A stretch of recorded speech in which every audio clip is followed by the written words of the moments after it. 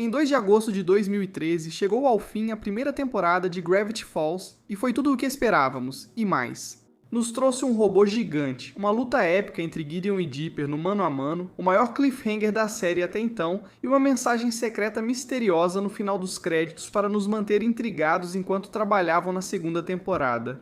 Search for the Blind Eye, que traduzido significa busca pelo olho cego. Claro, agora todos sabemos que se referia à Sociedade do Olho Cego, mas naquele momento era um grande mistério. Ninguém sabia a que isso se referia, e depois de algum tempo, os membros da comunidade de Gravity Falls descobriram um site estranho com esse mesmo nome, Search for the Blind Eye, searchforblindeye.com, com uma imagem flutuante de Bill Cipher e um código na parte inferior. Esse acabou sendo um dos mistérios mais estranhos, interessantes e desconhecidos de toda a série, especialmente porque, antes de tudo, nunca foi realmente confirmado se era um site administrado por Alex Hirsch ou não, já que foi confirmado que não era. Não era afiliado à Disney, mas parecia dar spoilers de eventos que veríamos em episódios que naquela época ainda estavam em fase de produção. Mas o mais importante é que justamente ninguém explicou o que realmente estava por trás, a história oculta de um dos personagens mais importantes da série, e a resposta para o maior mistério de Gravity Falls até o momento. Ou algo assim. Antes de começar, devo avisar que agora é necessário acessar versões arquivadas do site para poder analisá-lo, já que, além de mudar constantemente, parece que quem quer que administrava o site parou de pagar a hospedagem faz tempo. Acessar o domínio normal pode infectar seu computador com um vírus perigoso, por isso não recomendo. Quando o site foi encontrado originalmente, em 9 de agosto de 2013, só era possível ver uma imagem de Bill Cipher e um código. Ao clicar no código surgiam duas palavras. 1º de outubro, e se você fosse uma pessoa normal, isso era tudo o que veria. Mas acontece que o código-fonte da página continha seus próprios segredos, principalmente escondidos em uma arte ASCII de Bill Cipher, na qual as letras e números que formavam a imagem mudavam praticamente todos os dias. Parecia que as palavras ocultas na imagem eram escritas por um indivíduo e por um segundo indivíduo. O indivíduo deixava criptogramas escondidos no código do site. O escritor original, aparentemente Bill, parece não gostar de quem envia os criptogramas, que parece ser o autor tentando se comunicar. Os primeiros códigos não revelavam muito, apenas mensagens soltas sobre Bill Cipher, como não confie em ninguém ou estou te observando.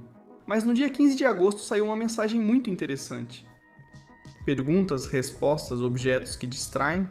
Algo que normalmente não teria relevância, mas horas depois, Alex Hirsch tweetou essa frase exata, lembrando a todos sobre sua sessão de perguntas e respostas no Reddit. Embora eu te avise que o tweet foi apagado, várias fontes mencionam que ele realmente publicou isso antes do evento. E foi nesse evento que ele recebeu a seguinte pergunta.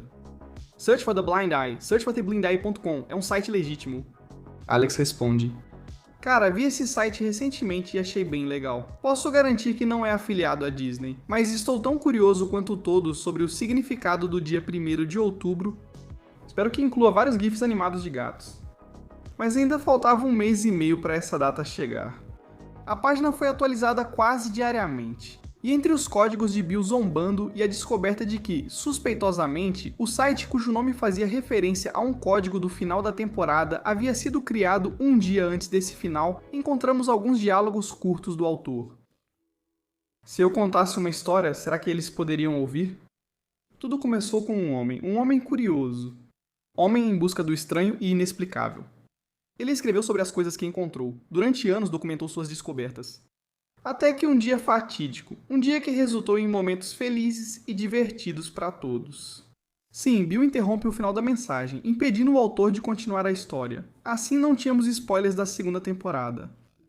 Nos próximos dias recebemos várias mensagens. O autor criticava Bill, dizia que tudo era brincadeira para ele, mas que a verdade ainda precisava ser revelada. Tudo parece na expectativa pelo que acontecerá no 1º de outubro com Bill dizendo que o autor ainda tenta contar sua história ridícula. E com o autor respondendo que só quem entende pode consertar. Consertar o quê? Não faço ideia. Mesmo daqui já é bastante aparente que, embora Alex diga que não estão afiliados à Disney, este site sabe de algumas coisas.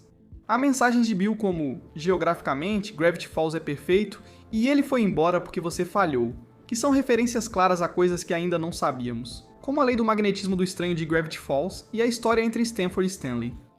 Elementos de uma segunda temporada que ainda faltava um ano para sair. Outra indicação é que em 7 de setembro saiu uma mensagem que diz: todos esses números girando devem ser uma tangente divertida. Uma tangente divertida, ou an amusing tangent em inglês, é o nome de uma das primeiras animações feitas por Alex Hirsch. Eventualmente, chegou o 1º de outubro. A primeira coisa que aconteceu foi que o olho do Bill na página agora estava cheio de imagens animadas de gatinhos, exatamente como Alex disse. Por isso, muitos viram isso como prova de que era um site secreto desse cara. Também surgiu um link para outra página chamada Uma História Esquecida, com 2 mensagens ocultas. Uma coisa tão curiosa e... agora você pode me ouvir? Esta é só a primeira parte da história, mostrando o feiticeiro Grambert adquirindo algo não explicado de uma bruxa, que lhe tira uma orelha como pagamento, dizendo que esse é o preço para o tolo que ouve, mas não consegue escutar. Essa bruxa menciona ser irmã de uma bruxa das mãos, curiosamente, e em troca da orelha dele, entrega um pequeno frasco com um líquido roxo dentro, dizendo: agora borrife isso nos olhos de quem você achar digno, mas use apenas uma vez ou haverá consequências irônicas e horríveis. Está me ouvindo? Depois disso, mensagens anteriores na página foram substituídas por esta frase: eles conheciam minha fraqueza e algo disso começou a ser contado. Vou ter que me manter focado e garantir que nada mais vaze. E na semana seguinte, chegou a segunda parte da história. Grambert sai do covil da bruxa para um mercado cheio de gente com galinhas de 3 cabeças à venda, vendendo grandes línguas de dragão e uma cabra mastigando suas botas. Ele tinha um objetivo sombrio e desconhecido na torre da princesa Twendeline, que poderia cumprir agora que os guardas estavam ocupados com o evento de aniversário dela. Antes que pudesse agir, Grambert encontra feiticeiros que o provocam por não ter apelido. Eles eram Deep Reed, o ensurdecedor, Pifflebear, o passivo-agressivo, Mirtimer, o fácil de entender, e Dan, que se coça em lugares inapropriados, mas não mencione, pois seu gato morreu e ele precisa descansar. Deep Reed diz que, eventualmente, todo mago faz algo que o define, e isso se torna parte do seu nome para sempre. Ao que Grambert responde que depois daquela noite todos saberão como chamá-lo e então a estranha história termina subitamente. Sim, lendo com atenção, isso reforça e muda a ligação com o show, pois menciona a Bruxa das Mãos, que surgiria pela primeira vez no episódio da lojinha de presentes do horror exibido 1 ano depois. Mas a história em si não tem uma conexão sólida com o show. É citado que a bruxa dança o Cabbage Patch, uma dança popular dos anos 80, sugerindo que se passa nessa época ou depois, mas fora isso, parece só uma história estranha sem consequência. Muitas teorias diziam que a história era uma metáfora, usada pelo autor para mostrar a fraqueza de Débil de forma indireta. Muitos, inclusive eu, achamos que só representava diferentes elementos da vida do autor. E também teve uma teoria excelente de que Grambert era Stan, e aquele objetivo sombrio era a construção do portal. Algo que combinava com o evento que os guardas precisavam ir, a festa na Mansão Noroeste, onde Stan aproveita para roubar material radioativo para o portal em um episódio lançado cerca de 1 ano e meio depois. Cada mago seria um personagem de Gravity Falls, revelando que fez um acordo com uma criatura mágica no passado. Algo que funciona muito bem, ou funcionaria, se não houvesse mais evidências de que é outra coisa. O maior problema é que ainda havia muita gente duvidando se esse site foi criado apenas por um fã obsessivo, e só. E digo, depois desses 2 capítulos da história, a página entrou em hiato por meio ano. Então muitos acharam que isso era tudo, mas alguns meses antes do lançamento da segunda temporada, desde junho de 2014, a página foi reativada. Embora não tenha voltado a trazer revelações tão interessantes quanto a História Esquecida, e o texto mais longo recebido tenha sido um poema abstrato em homenagem ao aniversário de Alex Hirsch, surgiram várias frases que faziam referência a episódios em produção. Havia uma sopa de letras com palavras como laptop e trigger, além de uma cruzadinha com governo e minigolf. Referências a eventos como o episódio de Minerva, Minigolf, o laptop do autor e os agentes do governo Powers e Trigger. Episódios que, repito, saíram meses depois. Havia uma referência ao encantamento usado por Dipper no episódio do karaokê, outra ao Bill tentando fazer um acordo com Dipper e com Ford, e até apareceram as palavras no visto e recuerda. Menções claras à sociedade do olho cego antes do episódio ser lançado. E se nada disso fosse suficiente, um artista de desenvolvimento publicou no blog de arte do episódio uma imagem com o mesmo Bill Cipher do site misterioso. Ficou confirmado que pelo menos membros da equipe de produção estavam envolvidos. O problema é que o site parou de nos dar novas informações com o lançamento do episódio da Sociedade do Olho Cego, e nunca houve uma conclusão de verdade. Realmente não houve uma explicação para a história de Greg, porque o autor queria nos contar isso. E o que isso tinha a ver com essa fraqueza de fraco que ele precisava tanto esconder?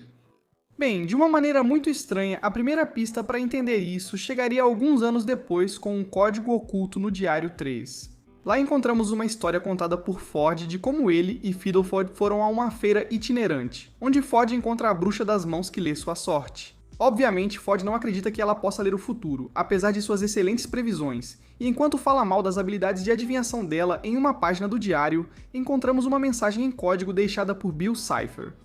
Nunca confie em uma bruxa.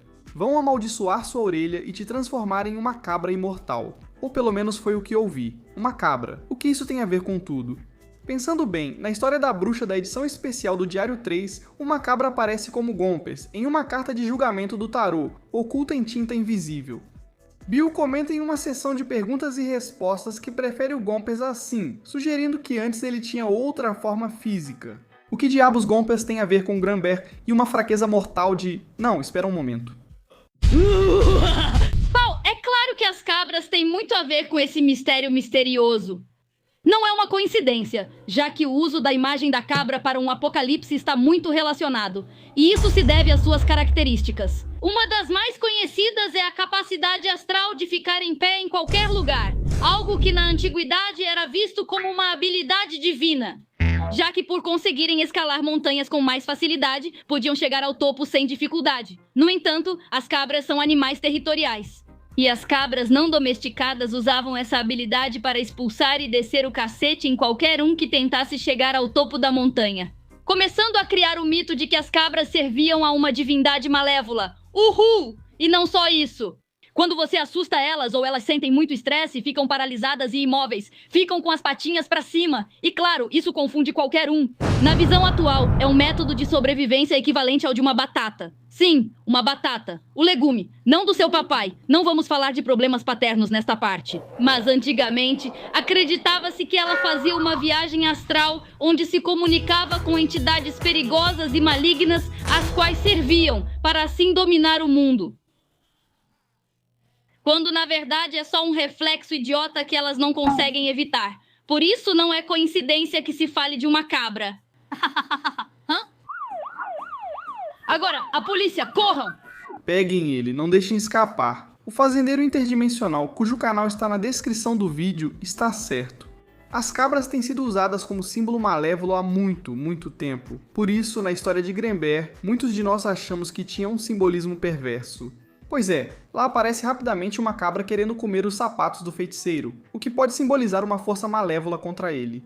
Agora, com a nova informação de que Granber foi transformado em uma cabra, poderíamos pensar que então, Gompers é a forma imortal da alma de um feiticeiro maligno que ameaça o dia do juízo com seus poderes de cabra ou algo assim. Mas isso também não está correto. No tarô, embora a carta do juízo pareça algo apocalíptica, na verdade ela representa o renascimento, a avaliação da vida e um chamado para a transformação definitiva. Simboliza a libertação de cargas passadas, a tomada de decisões importantes e um despertar para um novo propósito. Muitas vezes implica o fim de um ciclo e a reconciliação, ou pelo menos é isso que a internet diz. Por isso, acho que a carta simplesmente está nos mostrando a realidade de Gompers. Toda a história era real. Granber era real. E ao não ouvir o aviso da bruxa, ele colocou várias gotas no olho de seu alvo, e como consequência, foi transformado em uma cabra imortal. A cabra que agora vive com os Pines, e que no jogo da lenda dos Gemuletos Gnomos é revelada como um guardião da floresta. Sua nova identidade após seu renascimento depois de seu erro fatídico. Mas há um grande problema. O que isso tem a ver com Bill Cipher? Bom, pessoalmente acho que não é um acidente que o site não estivesse interessado... Interessado? O que é que interessa? Interessado? Se você acompanhar mais o desenvolvimento da série, vai saber que foi bastante conturbado. Mesmo tendo ideia geral da história, os planos mudavam mensalmente, e essa história saiu mais de um ano antes do fim da série numa página não oficial. Eles podiam simplesmente dizer que não era cânone. Tenho certeza de que a teoria da metáfora foi real por um tempo. Com a fraqueza do Bill, né? Nesse caso, sendo realmente a pistola de memória. Já que no Diário 3, na página seguinte, ao encontro do autor com a Bruxa das Mãos, Fiddleford inicia a Sociedade do Olho Cego após conhecer Ivan. E nas teorias, sempre se esquece que o tema central deste site é buscar o olho cego. Tudo gira em torno dessa sociedade secreta. Assim, Grambert seria uma versão inicial de Fiddleford. Explica-se a importância metafórica dos olhos e faz-se um paralelo entre a poção e o uso da pistola de memória. Mas acho que decidiram ajustar a história mais tarde ou algo assim, e agora a metáfora de Grambert não passava de uma ponta solta. Ponta solta que depois acabaram ajustando com essa nova história relacionada ao Gompers. Grambert era um feiticeiro que caiu em desgraça e virou uma cabra imortal após ignorar uma bruxa. Agora, protege as florestas de Gravity Falls. O que nos leva finalmente ao Bill. Nesse caso, se a história não for metafórica, não faz sentido nenhum falar sobre uma fraqueza do Bill, certo?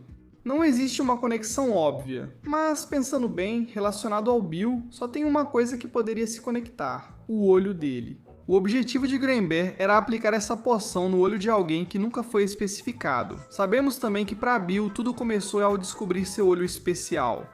Ele podia ver a terceira dimensão, enquanto todos os seus iguais só percebiam duas dimensões, mas nunca foi explicado por que ele tem esses poderes. E sim, de alguma forma estranha, essa história realmente nos revela de onde vêm os poderes do Bill. E se nos revela que tudo está conectado com essa bruxa e esse feiticeiro, e essa é a fraqueza da qual sempre falavam. Porque se os poderes dele vêm de algo simples como uma poção, talvez seja simples tirá-los procurando a mesma bruxa que os deu. Ou pelo menos é o que eu acho. Então espero que você tenha gostado deste vídeo. Relaxa, se gostou, se inscreva para mais vídeos como este. Lembro você que se quiser ver o site, faça isso pelo Internet Archive em vez de acessar o site normal, porque agora o domínio está cheio de malware e coisas que não são boas para o seu computador. E bom, nos vemos no próximo vídeo. Tchau!